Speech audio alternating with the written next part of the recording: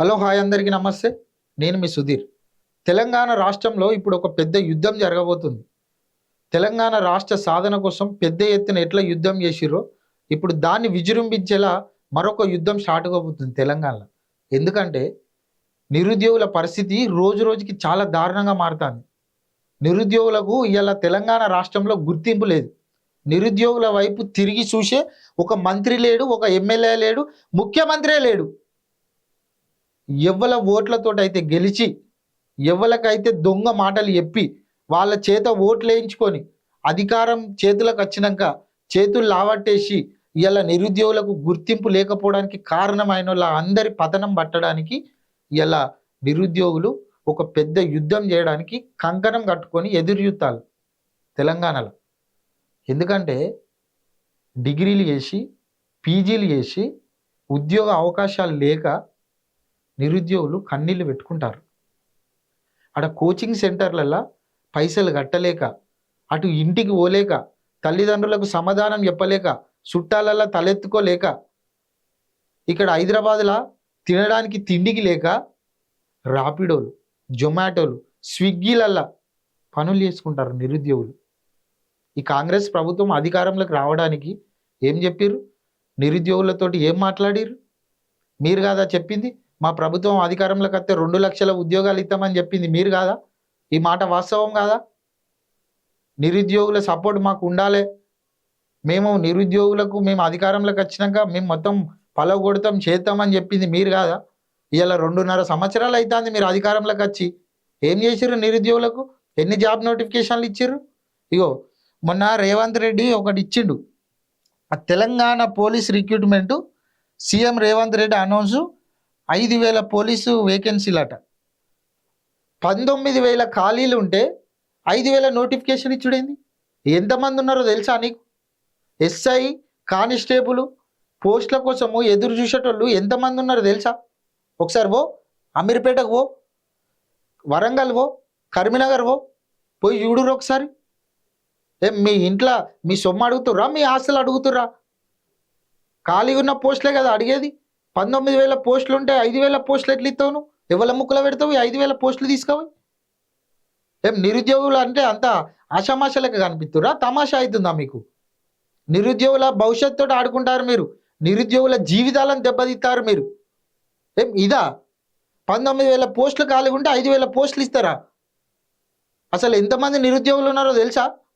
ఎంతమంది నిరుద్యోగులు ఓట్లెత్తే ఇలా నువ్వు ముఖ్యమంత్రి అయినావో తెలుసా? ఎంతమంది నిరుద్యోగులు ఓట్లెత్తే ఎమ్మెల్యేలు అయ్యారు, మంత్రులు అయ్యారు? ఇలా సోయి ఉన్నది ఎవరికన్నా? ఒక్క మంత్రి కానీ, ఒక ఎమ్మెల్యే కానీ, ముఖ్యమంత్రి తిరిగి చూస్తారు అయ్యాల నిరుద్యోగుల వైపు ఒక్కరన్నా? ఇదా ఆనాడు అధికారంలోకి రావడానికి ఢిల్లీ నుంచి రాహుల్ గాంధీని తీసుకొచ్చి ఏం చెప్పారు మీరు నిరుద్యోగులకు? నేను ఒక వార్త కూడా ఒకటి చూపించిన. వీళ్ళు అధికారంలోకి రావడానికి ఢిల్లీ నుంచి రాహుల్ గాంధీని తీసుకొచ్చి నిరుద్యోగులతో ఏం మాట్లాడారు అనేది నేను ఒక వార్త కూడా సంపాదించి పెట్టిన. ఇవి ఒకసారి చదువుతా ఇనురి. తెలంగాణ రాజకీయాల్లో అప్పట్లో పెద్ద హాట్ టాపిక్ ఏంటంటే అశోక్ నగర్ లైబ్రరీ దగ్గర రాహుల్ గాంధీ చేసిన వాక్యాలు. నిరుద్యోగ యువతతో నేరుగా మాట్లాడిన రాహుల్ గాంధీ కాంగ్రెస్ అధికారంలోకి వస్తే తెలంగాణ యువత భవిష్యత్తు మార్చేస్తామని హామీలు ఇచ్చారు. ఎవి ఏడవైనాయి మరి మీరు ఇచ్చిన హామీలు? ఏడవైనాయి సార్? ఇప్పుడు 2.5 సంవత్సరాలు అవుతుంది, దగ్గర 3 సంవత్సరాలు అనుకో. ఏడవైనాయి మీరు ఇచ్చిన హామీలు? ఎవరికి ఇచ్చారు హామీలు? ఏ రాష్ట్రంలో ఇచ్చారు? మరి మన తెలంగాణలో అయితే ఇయ్యలే. మరి ఇంకా పక్క రాష్ట్రంలో ఇచ్చిర్రా? మీరు అక్కడికి కూడా పోతారు కదా. మీరు ఇక్కడ సీఎం అయినా కూడా మీ మనసు అంతా అక్కడ కొట్టుకుంటుంది. మరి అక్కడికి ఇట్లా ఇచ్చిర్రా?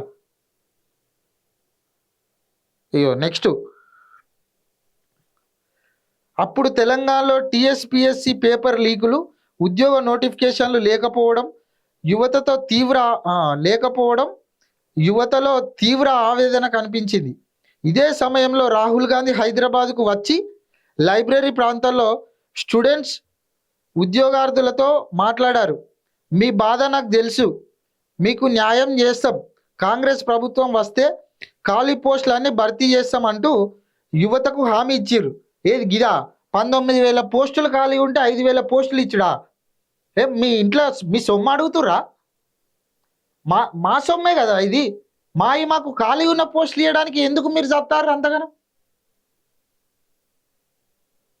మీరే హామీలు ఇస్తారు, మీరే దాన్ని చక్కగా చేయరు మళ్ళా. ఇగో నెక్స్ట్, అంతేకాదు ప్రతి ఏడాది జాబ్ క్యాలెండర్ విడుదల చేస్తామని చెప్పారు. ఇప్పుడు 2.5 సంవత్సరాలు అవుతుంది. ఎన్ని క్యాలెండర్లు రిలీజ్ చేసిరు మరి మీరు? ఎన్ని క్యాలెండర్లు వేసిరు? 2 లక్షల ఉద్యోగాలు భర్తీ చేస్తామని చెప్పారు. 2 లక్షల ఉద్యోగాలు భర్తీ చేస్తామని చెప్పారు. ఎన్ని చేసిరు? ఇప్పుడు ఎన్ని ఉద్యోగాలు భర్తీ చేసిరు మీరు చెప్పురు? ఈ 2.5 సంవత్సరాలలో ఎన్ని ఉద్యోగాలు భర్తీ చేసిరు చెప్పురు ఒకసారి. ఒక ప్రెస్ మీట్ పెట్టుర్రి, నిరుద్యోగుల గురించి ఒక ప్రెస్ మీట్ పెట్టి మాట్లాడుర్రి. ఈ 2.5 సంవత్సరాలలో మీరు ఎన్ని ఉద్యోగ నోటిఫికేషన్లు ఇచ్చిర్రు?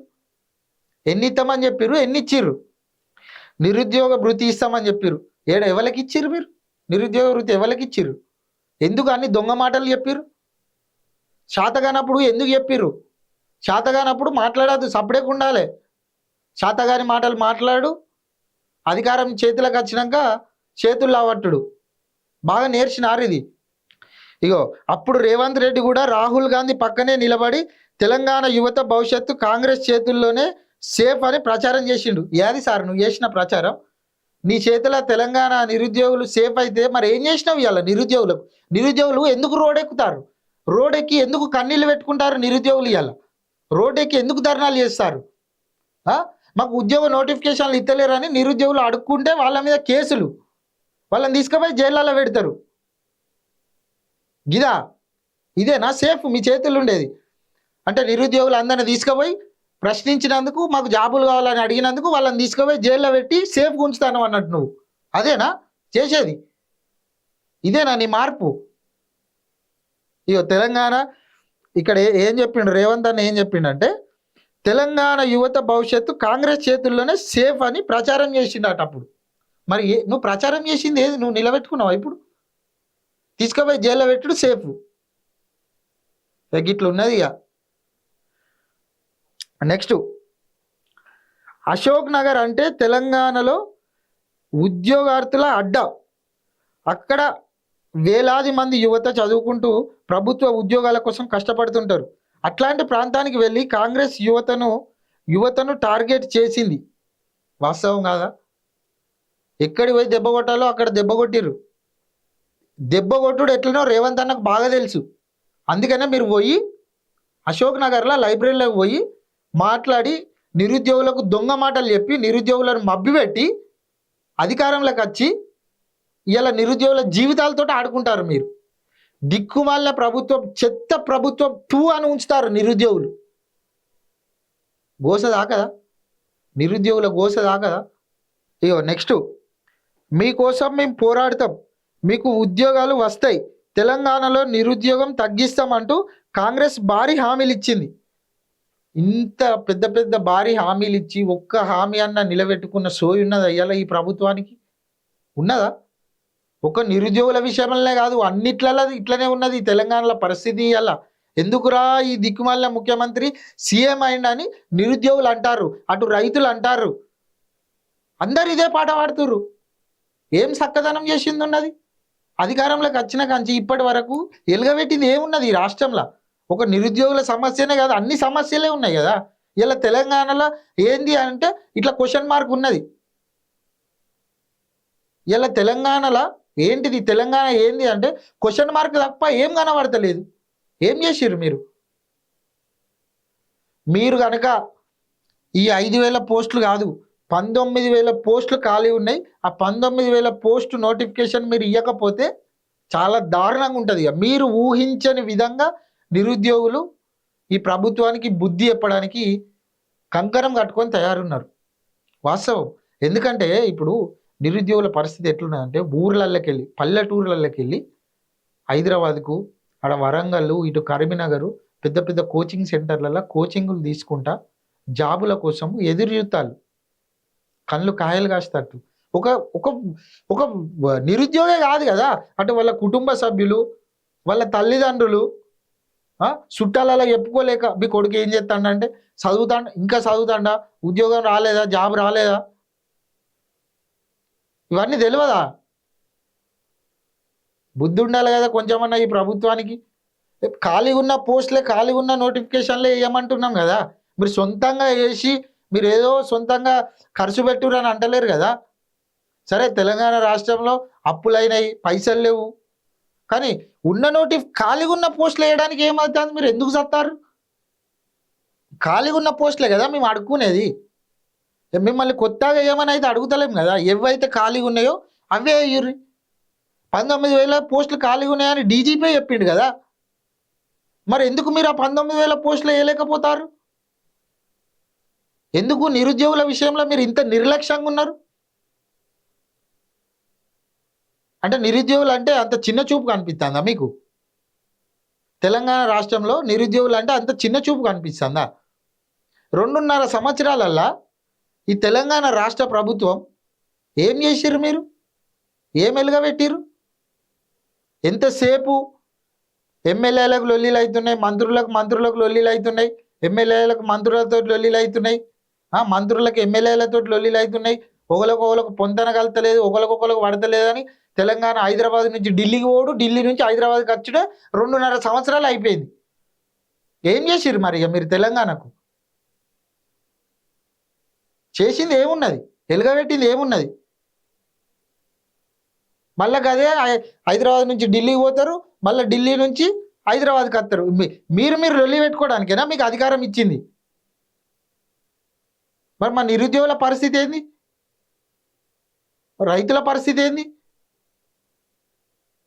రాష్ట్రం ఎటు పోవాలి?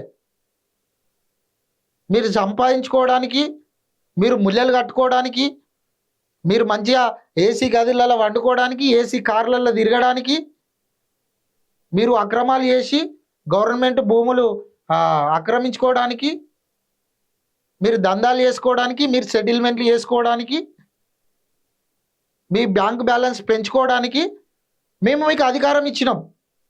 మీకు అధికారం ఇచ్చి ఇలా మేము రోడ్డు మీద బిచ్చమెత్తుకుంటాను. వాస్తవం కాదా ఇది?